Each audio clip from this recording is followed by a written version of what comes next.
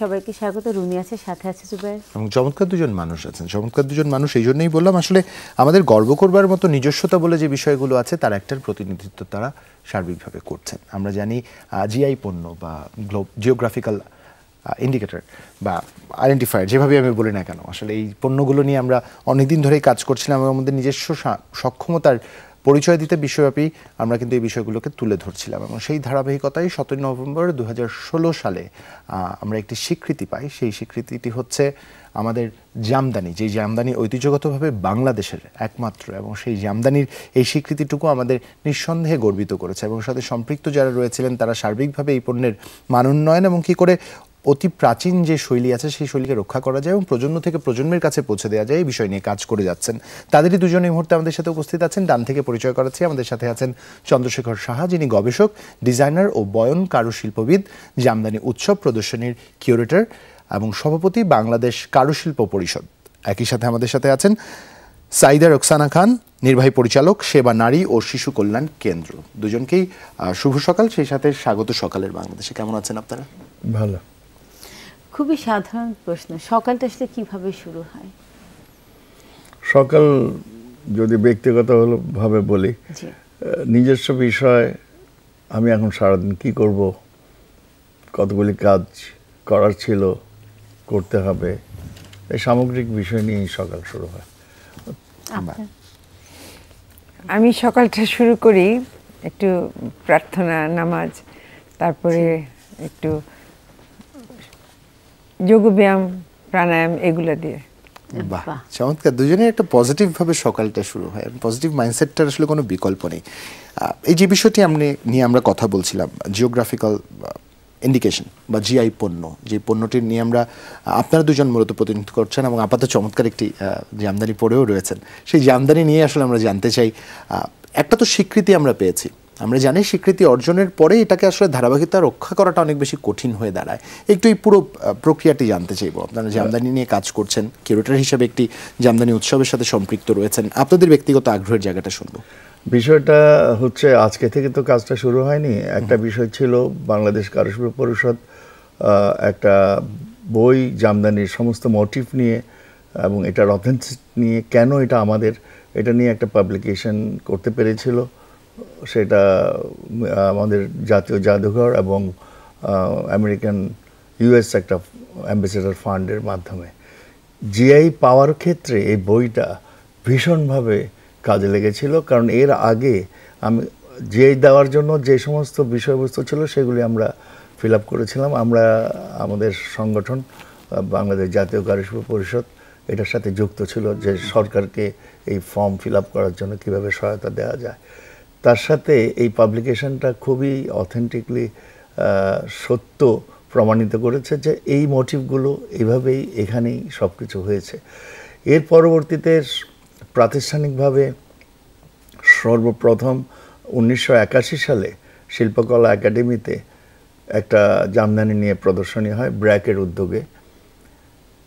তার ধারাবাহিকতায় আবার আড়ং তার 30 বছর পূর্তি উপলক্ষে 2008-এর দিকে আরেকটা এক্সিবিশন করে, ওটাও শিল্পকলা একাডেমিতে। এরপর বেঙ্গল ফাউন্ডেশন আর বাংলাদেশ কারুশিল্প পরিষদ যৌথভাবে 4টা প্রতিষ্ঠানকে, আড়ং, কুমুদিনী, টাঙ্গাইল শাড়ি কুটির এবং অরণ্য, এদের সহায়তায় আরেকটার জামদানি প্রদর্শনী করে 2017। এরপর 19-এ এরপর সেবা এবং সেবার উদ্যোগে এসপির সহায়তায় আপনার 2023-এ আরেকটা জামদানি শাড়ির প্রদর্শনী এবং উৎসব হয়েছে। এগুলো সিরিয়াস একটা মাইন্ড ফলক এই জন্যই যে জামদানি শাড়ি প্রতিটা এক্সিবিশনের আগে একভাবে ছিল, এক্সিবিশন হওয়ার পরে মানুষ দেখলো যে এর গৌরব, এর তাঁতিদের যে ইনভলভমেন্ট, তাদের দক্ষতা, সূক্ষ্মতা এবং জামদানি আসলে কিভাবে চিনতে হয়, কিভাবে বুঝতে হয় এবং এটার মান কতটুকু পর্যন্ত যেতে পারে, এগুলি সব কিন্তু এইভাবেই হয়েছে। একটা ছোট্ট এক্সাম্পল দিলে বুঝতে পারবেন যে আদি জামদানি এক্সিবিশন যেটা 2019-এ হয়েছে, সেখানে সর্বোচ্চ মেধার সর্বোচ্চ কারিগরদের করা 6 মাসের বেশি লেগেছিল, 8 মাসের মতো, 3.5 লক্ষ টাকা ভ্যালুয়েশন সেটার হয়েছিল। তো যার আগে জামদানি শাড়ি ম্যাক্সিমাম আড়ংয়ের এক্সিবিশনে হয়েছিল, যেটা 2008-এর দিকে 1,50,000। আগের দিন রাত্রে শিল্পকলা একাডেমিতে যখন এক্সিবিশনটা হয়, তার আগের দিন রাত্রে আমাদের ঢাকার পৃষ্ঠপোষকরা জানতেন জামদানি 24 থেকে 25-30 হাজারের মধ্যেই তো হয়। কিন্তু এত অভূতপূর্ব সাড়া পড়েছিল যে যেটা বলার অপেক্ষা রাখে না। তাতে এরা উদ্বুদ্ধ হলো।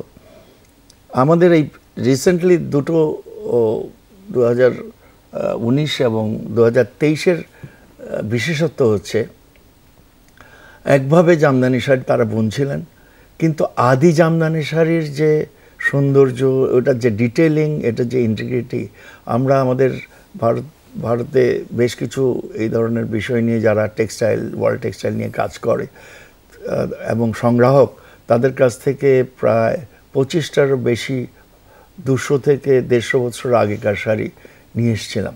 বাহ। তার সাথে প্রায় 500 মতো ফটোগ্রাফ জোগাড় করেছিলাম বিভিন্ন মিউজিয়াম থেকে। আমাদের তাঁতেরা বিস্ময়করভাবে সেই নকশাগুলো তুলতে পেরেছিলেন, যেটা অসম্ভব। দ্বিতীয়ত, আমাদের দর্শকদের সবাই হয়তো বুঝতে পারবেন যে একটা বয়ন শিল্পের যে কোনো একটা নিদর্শন তার একটা পদ্ধতিগত, কৌশলগত আর ঐতিহ্যগত একটা ধারাবাহিকতা থাকে। সেখানে সারা পৃথিবীতে জামদানিকে এখনো পর্যন্ত এত উচ্চতায় কেন রেখেছে পৃষ্ঠপোষকরা এবং যারা এটা নিয়ে চর্চা করেন তারা? কারণ এটা স্মৃতি এবং শ্রুতি নির্ভর একটা কৌশলগত বিষয়, যেটা কোনো যান্ত্রিক সহায়তা এর মধ্যে নেই।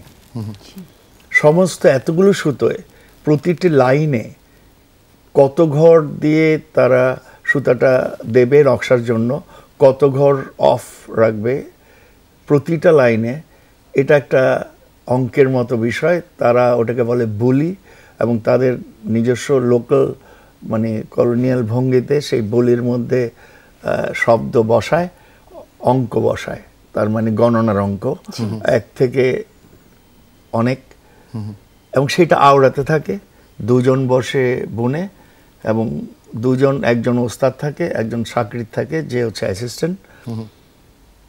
এত যাদেরকে আমরা বলছি তারা একাডেমিকলি অতটা অ্যাওয়্যার না, কিন্তু অনেক সময় তারা সিগনেচার করে আর তার বেশি কিছু ইনভলভ হয়নি জীবনে বা প্রয়োজনও হয়নি। ওরা এত বড় বড় অঙ্কের ভার্সেস এবং ইকুয়েশনকে মেমোরাইজ কি করে, এটা একটা বিস্ময়কর বিষয়। আমরা আরেকটা বিষয় এই আদি জামদানি এক্সিবিশনের প্রথম দিকে যেটা ফেস করেছি, 1800 থেকে 2000-1600 এই সানার মধ্যে, মানে এটা হচ্ছে রিড, যেটার ভিতর দিয়ে সুতাটা যায় এবং ডেন্সিটি কাপড়ের ওই সুতাতে কত হবে এটা কন্ট্রোল করে। এক্সিবিশনে তারা 2400 সানা পর্যন্ত অ্যাচিভ করতে পেরেছিল, যেটা সেই সময়ে একটা বিস্ময়। দ্বিতীয়ত বিস্ময় হয়েছে, আমরা ভেবেছিলাম যারা ওল্ড এইজেড অভিজ্ঞ সেই কারিগররাই নিশ্চয়ই এটা ভালো করবেন, ইয়াংরা হয়তো অতটা সম্ভব হবে কিনা আমরা জানতাম না। তৃতীয়ত, জামদানি অতীতে যেটা হতো মিলের সুতা আসার আগে হাতে কাটা ফাইনেস্ট সুতায়, কারণ এটা মসলিনেরই ঘরানার একটা ক্যাটাগরি, যার কারণে খাদি, ফাইনেস্ট খাদি সুতা আমরা সংগ্রহ করলাম পার্শ্ববর্তী দেশ থেকে 200 কাউন্টের। একটা সবাই জানেন আপনারা যারা মোটামুটি তাঁতের কাছে গেছেন বা তাঁতি পাড়ায় গেছেন বা গ্রামে গেছেন, যে প্রিপারেশন একটা বিষয় আছে যে কোনো জিনিসেরই। রান্না করতে গেলেও প্রিপারেশন লাগে, যে তরকারিগুলো ধুতে হয়, কাটতে হয়, গুছাতে হয়। সেরকম বয়ন ক্ষেত্রেও সুতাকে, টানার সুতা এবং ভর্নার সুতা, এই দুইটা এটা একটা ইন্টারলেসিং বিষয়। সেই সুতোকে প্রিপেয়ার্ড করার যে পদ্ধতি, সেই পদ্ধতি যখন তারা খাদি সুতায়, যেটাতে তারা অভ্যস্ত ছিল না, ওটাতে করতে গেলে সুতা ছিঁড়তে লাগলো, সুতা জড়িয়ে যেতে লাগলো, এবং এক পর্যায়ে ওরা প্রায় সারেন্ডার করে দেওয়ার মতো বিষয় ছিল। আমরা মানে এটা আমি খুব সৌভাগ্যবান যে আমি এতদিন ধরে এটার ভিতরে কাজ করার সুযোগ, সম্পৃক্ততা আমার সৌভাগ্য। এটা সবাই আমাকে সুযোগ দিয়েছেন বলে আমি কাজটা করতে পেরেছি।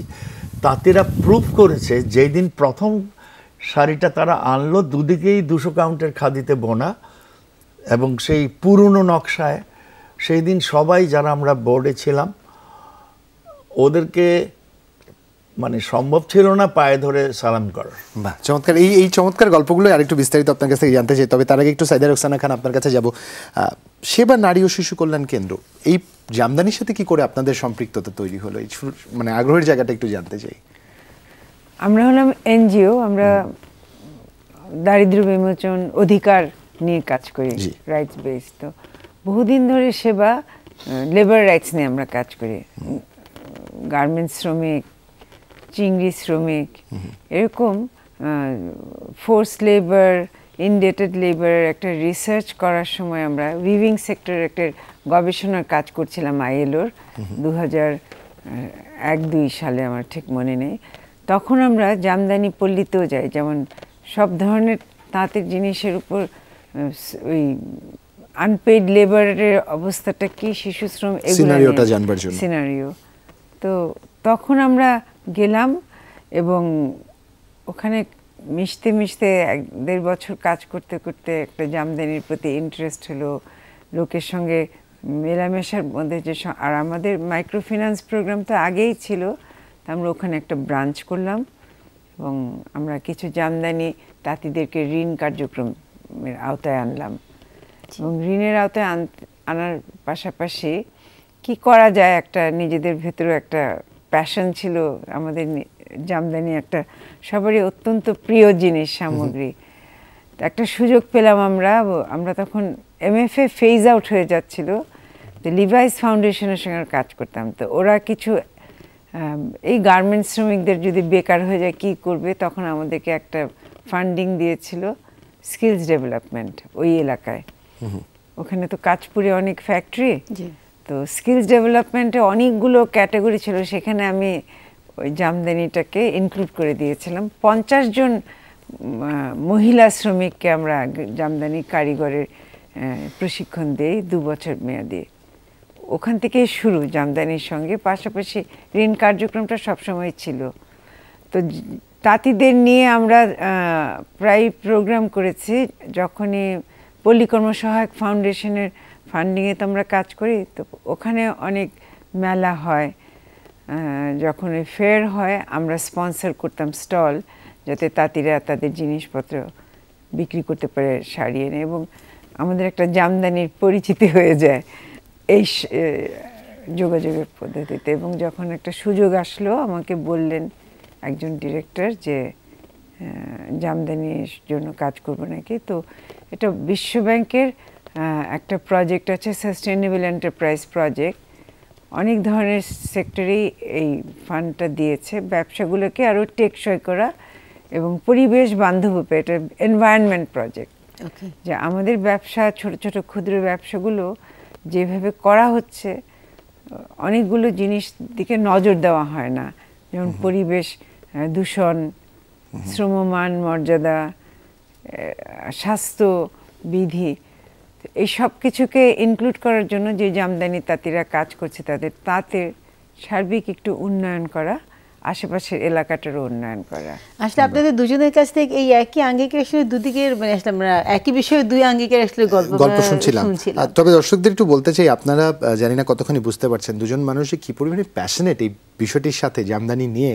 আসলে এটা না তাদের খুব কাছ থেকে না দেখলে, তাদের চোখের অভিব্যক্তি না দেখলে বোঝাটা খুব মুশকিল। যাই হোক, এই চমৎকার দুজন মানুষকে নিয়ে ফিরবো, একটা ছোট বিরতির সময় হয়েছে, ফিরছে করে সাথেই থাকুন।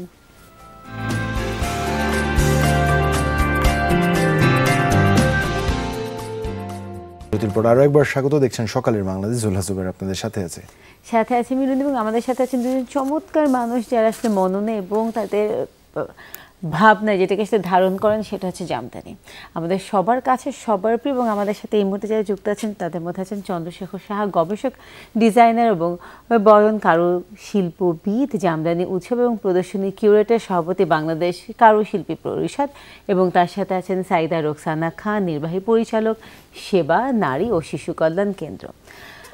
আমরা যে বিষয়টা নিয়ে কথা বলছিলাম সাইদা, যে এই যে আপনি মেয়েদেরকে নিয়ে আসা, মহিলাদেরকে যুক্ত করা, আমরা আসলে সবসময় যখন কারুশিল্পের অনেক কিছু শাখায় কিন্তু মেয়েদের মহিলাদের বিচরণ আছে, কিন্তু যখন আমরা বুননের ক্ষেত্রে চিন্তা করি তখন কিন্তু আসলে তাদের সেখানে পদচারণা খুবই খুবই ক্ষীণ। এটা কি তারা সেখানে কাজ করতে চান না, না আসলে তাদেরকে সেখানে লিমিট করে রাখা হয়?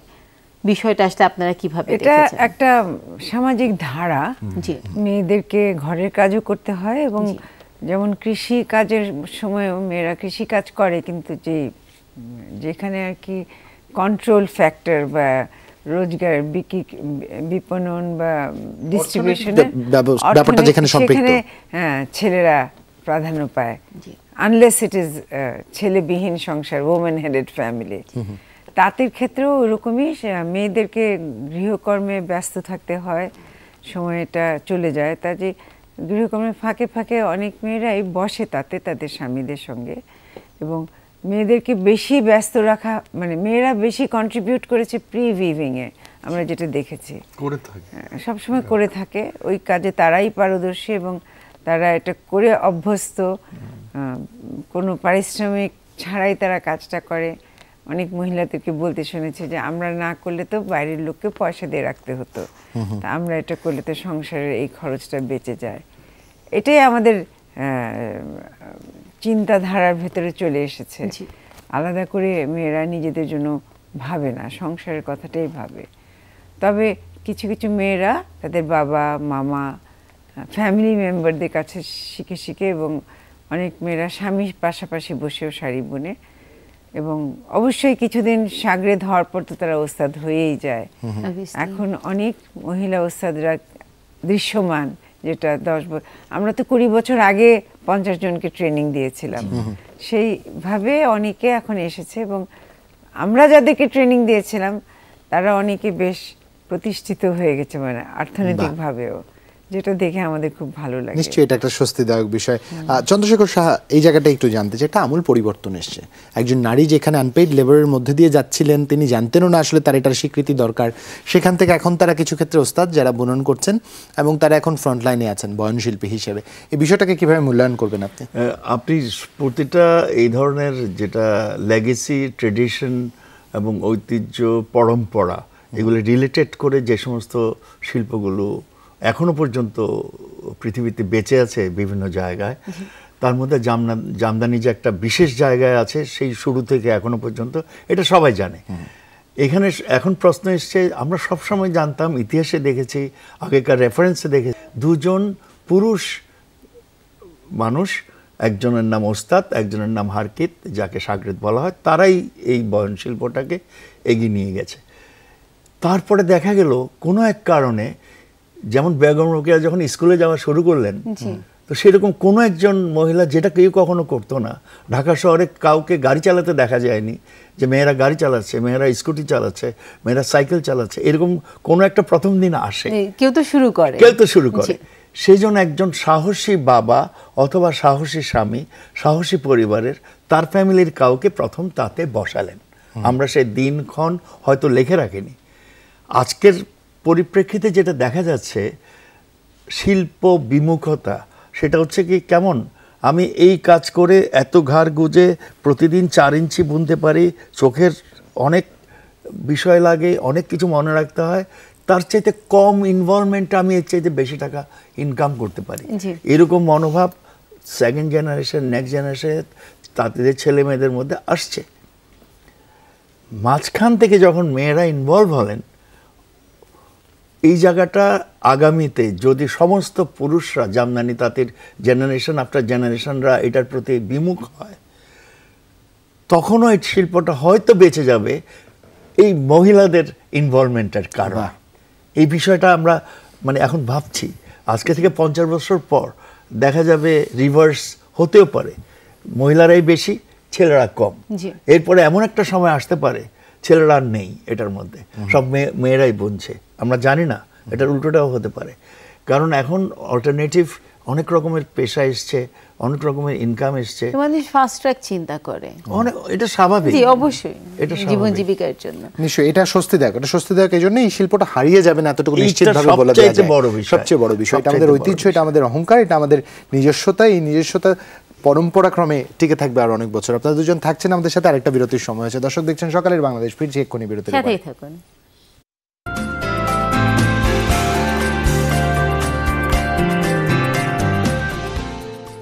বিরতির পর সকালে বাংলাদেশ, আপনাদের সবাইকে স্বাগত। রুনি আছে, সাথে আছে জুবাইর, এবং আমাদের সাথে দুজন চমৎকার মানুষ আছেন। আরেকবার মনে করাতে চাই, আমাদের সাথে আছেন চন্দ্রশেখর সাহা, যিনি গবেষক, ডিজাইনার ও বয়ন কারুশিল্পবিদ, জামদানি উৎসব প্রদর্শনীর কিউরেটর, সভাপতি এবং বাংলাদেশ কারুশিল্প পরিষদ। আছেন আমাদের সাথে সাইদা রোকসানা খান, যিনি নির্বাহী পরিচালক, সেবা নারী ও শিশু কল্যাণ কেন্দ্র। চন্দ্রশেখর সাহা, আপনার কাছে আরো একবার আসতে চাই। যে কোনো শিল্পই টিকিয়ে রাখবার জন্য বা জিয়ে রাখবার জন্য পৃষ্ঠপোষকতার কোনো বিকল্প নেই। খুবই এখানে আমরা ক্রেতা হিসেবে বা এই সেবা বা এই সুযোগটা যারা উপভোগ করতে চাই তারা একরকম পৃষ্ঠপোষকতা দেন, একই সাথে আপনাদের মতো যারা আছেন, যারা এই বিষয়টাকে জিয়ে রাখবার চেষ্টা করছেন, তারা এক ধরনের পৃষ্ঠপোষকতা দিচ্ছেন। এর বাইরে আরো অনেক বড় একটা ক্ষেত্র আছে, যারা চাইলেই পারেন এই শিল্পটির ব্যাপ্তি নিয়ে, তাদের অ্যাড্রেস করবেন কি করে? আমি আপনার শেষ কথায় আসি যে এর বাইরে আপনি যদি ধরেন ঢাকা শহরের জনসংখ্যা আনুমানিক 1,75,00,000, আমি ভুল, হয়তো কাছাকাছি। সেখানে যদি আমি ধরি যে মাত্র 1 লক্ষ মানুষ নিয়মিত জামদানির পৃষ্ঠপোষক, ওই 1 লক্ষ শাড়ি বানাতে এখন যারা জামদানি করছেন তার 5 বছর সময় লেগে যাবে। সুতরাং এইটা জাস্ট একটা পরিসংখ্যান, এবং সারা দেশে যারা শাড়ি পরেন এবং এটাকে সংগ্রহ করেন, তাদের শৌখিনতার মধ্যে এবং তাদের জীবনযাপনের মধ্যে, উৎসবের মধ্যে, সব কিছুর মধ্যেই কিন্তু শাড়ির একটা যথেষ্ট ভূমিকা রয়েছে। প্রত্যেকেরই একটা নিজস্ব সংগ্রহ থাকে, কারো 15টা, কারো 150টা। এর মধ্যে আনুপাতিকভাবে কমপক্ষে একটা, ম্যাক্সিমাম 10টা। এটা যদি বাংলাদেশের সবাই যারা বিষয়টাকে তাদের সাধ্যের মধ্যে সমন্বয় করতে পারবেন, তারা যদি ভাবেন, আপনি কি মনে করেন না যে 50 বছর ধরে ওরা নিরলসভাবে শুধু প্রোডাকশন দিয়ে যাবে, উৎপাদন করে যাবে, তারপরও সবার চাহিদা মেটানো যাবে না? জি, কারণ এটা কোনো ফাস্ট ট্র্যাকে কাজ করে এখানে কোনো সুযোগই নেই, তাকে তো মানে হয় না, বুনতেই হবে।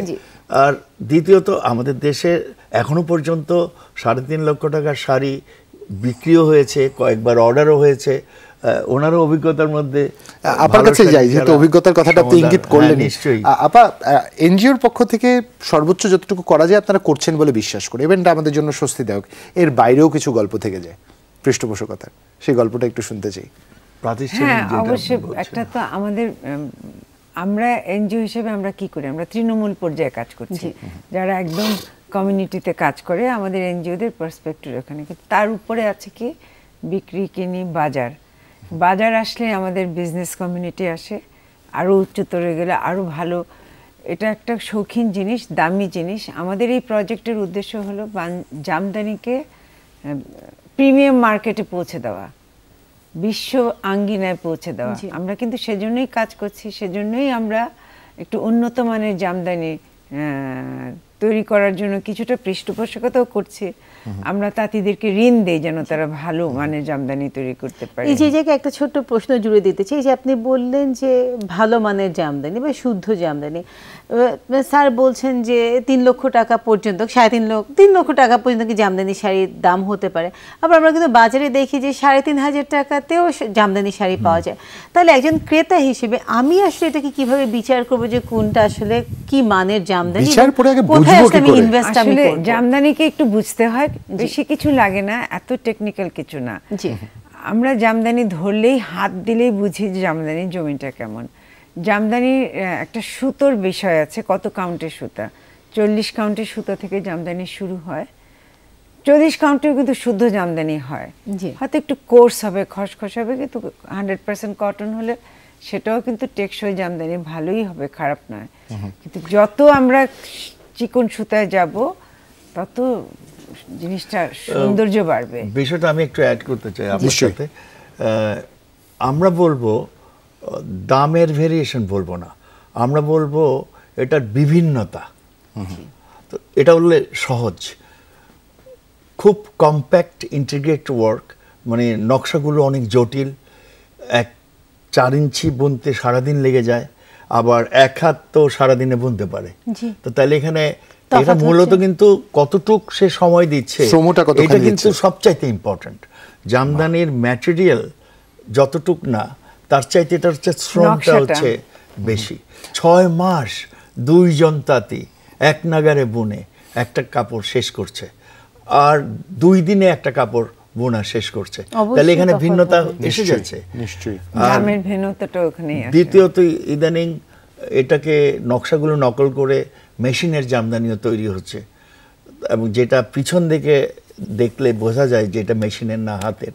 তো এই সূক্ষ্ম বিষয়গুলো তার সমস্ত ক্রেতারা বুঝতে পারেন না। দায়িত্ব বর্তায় কিন্তু মার্কেটিংয়ের উদ্যোক্তা যারা এটাকে বিক্রি করে আমাদের হাতে পৌঁছে দিচ্ছেন, তাদের সততাটা কিন্তু একটা ইম্পর্টেন্ট ইস্যু। ওরা নিজেরাই যদি বলে যে এটা কিন্তু মেশিনের জামদানি, আপনি এত কিছু দেখছেন, আর এটা হচ্ছে হাতের বোনা, এবং দুটোর মধ্যে দামের তো অবশ্যই তফাৎ এটা এইটুকু কিন্তু সবাই বোঝে। জি, কটন ফাইবারের বাইরে নাইলন ফাইবার চলে আসতেছে। ওটা কি যে হাফ সিল্ক জামদানি যেটাকে বলা হয়, সিল্কটা অন্য জিনিস। আচ্ছা, ঠিক আছে। আবার আছে একদম নাইলনের জামদানি, সস্তাগুলো যেগুলো, একদম সস্তা যেগুলো, ওগুলো তো অ্যাকচুয়ালি জামদানির অপভ্রংশ। ওগুলা বাকি চমৎকার শব্দ, অপভ্রংশ। অসংখ্য ধন্যবাদ আপনাদের দুজনকে। একদম শেষ পর্যায়ে দাঁড়িয়েছে, আপনাদের কাছ থেকে একটু আমন্ত্রণ দিয়ে দিতে চাই দর্শকদের। আজ শেষ দিন আপনাদের প্রদর্শনীর, দর্শকরা আপনাদের দেখছেন এবং শুনছে, যদি কিছু বলবার থাকে। আমার মনে হয় দর্শকরা এই বিগত বেশ কিছুদিন ধরে তো এক্সিবিশনটা চলছে শিল্পকলা একাডেমিতে, এবং যথেষ্ট সাড়া দিয়েছেন, সহযোগিতা করেছেন, এসেছেন, দেখেছেন, অনেককে নিয়ে এসছেন। আজকে শেষ দিন, এবং সবাই নিশ্চয়ই এসে যে এই ভালো জামদানিগুলি, এখানে 2টো পুরনো জামদানি আছে, একটা 150 বছর, একটা 175 বছর, ও দুটো দেখারও সুযোগ হবে। এবং আমাদের সবার গৌরব যে তাঁতি ভাইয়েরা এই যা কাজটা করেছেন, তারা কতটুক নিখুঁত কাজ এখনও করতে পারেন, এবং সেই জিনিসটাও তারা দেখবেন, এবং শুদ্ধ জামদানি কিভাবে হয় সেটাও দেখবেন। এবং সবাইকে নিশ্চয়ই এখানে আসার আপনি একটু আপনার কাছ থেকে জানতে চাই, এবং সন্তানদের অবশ্যই নিয়ে যাবেন, এই প্রজন্মের পরিচয় হওয়া খুব বেশি প্রয়োজন। আমি দেখলাম যে আমাদের এই প্রদর্শনীতে অনেক লোক এসেছে শিল্পকলা একাডেমিতে করার জন্য। ওখানে তো অনেক ধরনের গ্যালারি আছে, নাট্যশালা আছে, ওখান থেকেও যে কোনো অনুষ্ঠানে যে এসেছে জামদানিটা না দেখে কিন্তু সবাই যায় নাই, এবং সবাই খুব সুন্দর ফিডব্যাক দিয়েছে। মিডিয়ারা আমাদেরকে যথেষ্ট সময় দিয়েছেন, এবং প্রতিদিনই কেউ না কেউ ভিজিট করেছেন, এবং সবার অভিব্যক্তি ওনারা রেকর্ড করে করে পোস্ট করছেন। অত্যন্ত ভালো লেগেছে, একটা পজিটিভ এনভায়রনমেন্ট আমরা তৈরি করতে পেরেছি। এবং আজকে আপনারা আসুন, এসে দেখে যান। আমরা আপনাদের এই জামদানি উৎসবে আমরা চেষ্টা করেছি তাঁতিদেরকে আমন্ত্রণ জানাতে, এবং তাঁতিদের সঙ্গে সাধারণ জনসাধারণের একটা সংযোগ ঘটাতে। আজকেও যদি আপনারা আসেন, আপনারা দেখতে পাবেন। আজকে সমাপনী দিনে আমরা পুরস্কার বিতরণী আছে তাঁতিদের, এসে আপনারা দেখতে পারেন। আর আজ শেষ হয়ে যাচ্ছে, অপূর্ব কিছু নিদর্শন ইনস্টলেশন দাদা করেছেন, এটাতে এক সেকেন্ডে একটা কথা বলি। ওখানে আমরা একটা ছায়া জামদানির গ্রাম তৈরি করেছি, যে সিম্বলিক। তো লাইটটা দিয়েছি আমরা ওয়ালে, কারণ এই লাইটটা আমাদের দরকার, যে ওই ছায়ার উপরে লাইটটা যেন আমরা ফেলতে পারি, এবং সবাই মিলে যেন ওই লাইটটা তাঁতি কমিউনিটির উপরে ফেলতে পারি আগামী দিনের জন্য, আরো দীর্ঘদিন জামদানি যেন বেঁচে থাকে। আপনাদের দেখানো সেই আলোর পথ ধরে আমরা হেঁটে যেতে চাই, সেটি আসলে আমাদের জন্য পরম বাস্তবতা হবে। আপনাদের দুজনকে অসংখ্য ধন্যবাদ, এবং একই সাথে আপনাদের মাধ্যমে আপনাদের টিমে যারা কাজ করছেন, বিশেষত আমাদের তাঁতি ভাইয়েরা যারা আছেন, তাদের জন্য, তাঁতি ভাই বলবো না, শুধু বোনেরাও যারা আছেন এখন, তাদের সবার জন্য শুভকামনা রইল। বয়ন শিল্পীরা যারা রয়েছেন, তাদের সবার জন্য শুভকামনা রইল। দর্শক, এই আলো প্রক্ষেপণের পর যে দায়িত্বটা আপনারা আমার উপর বর্তায়, তা হচ্ছে সেই আলোক শিখাটাকে অনেক দূর পর্যন্ত নিজেদের হাতে করে নিয়ে যাওয়া। দায়িত্ব আপনি পালন করবেন কিনা, এই প্রশ্নটা আপনার কাছে থাকলো। আপনার ঐতিহ্য, আপনার পরম্পরা প্রজন্ম থেকে প্রজন্মের উপর পৌঁছে দিবেন কিনা, এই আবেগটুকু, এই দায়িত্ববোধটুকু আপনার মধ্যে জন্ম নিয়েছে কিনা, এই প্রশ্নের উত্তর আপনার কাছেই থাকলো। তবে সবার সাথে আজ নিশ্চয়ই দেখা হবে। ভালো থাকবেন সবাই, চমৎকার একটি দিন কাটাবেন। শুভ সকাল। শুভ সকাল।